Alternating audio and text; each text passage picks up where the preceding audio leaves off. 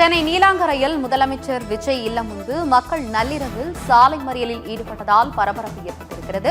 கூடுதல் தகவல்களுடன் இணைகிறார் செய்தியாளர் குமார். வணக்கம் குமார், எதனால மக்கள் சாலை மறியல்ல ஈடுபட்டாங்க? இது குறித்த கூடுதல் விவரங்களை சொல்லுங்க.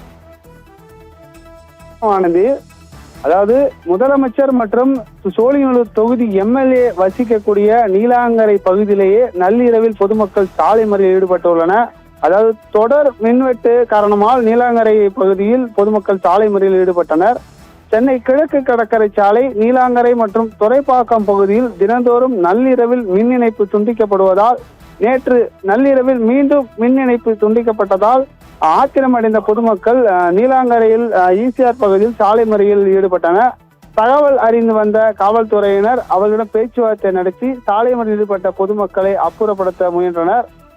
பின்பு காவல்துறையினர் மின்வாரிய அதிகாரியிடம் தொடர்பு கொண்டு பேசிய பிறகு மின் இணைப்பு மீண்டும் சில மணி நேரம் கழித்து வரப்பட்டது.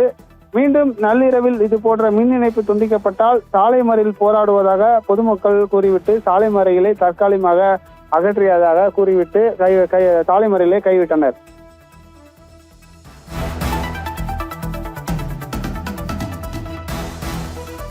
தகவல்களுக்கு நன்றி குமார்.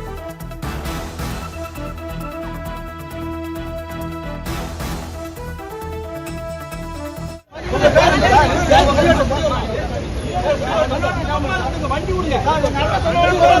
வண்டி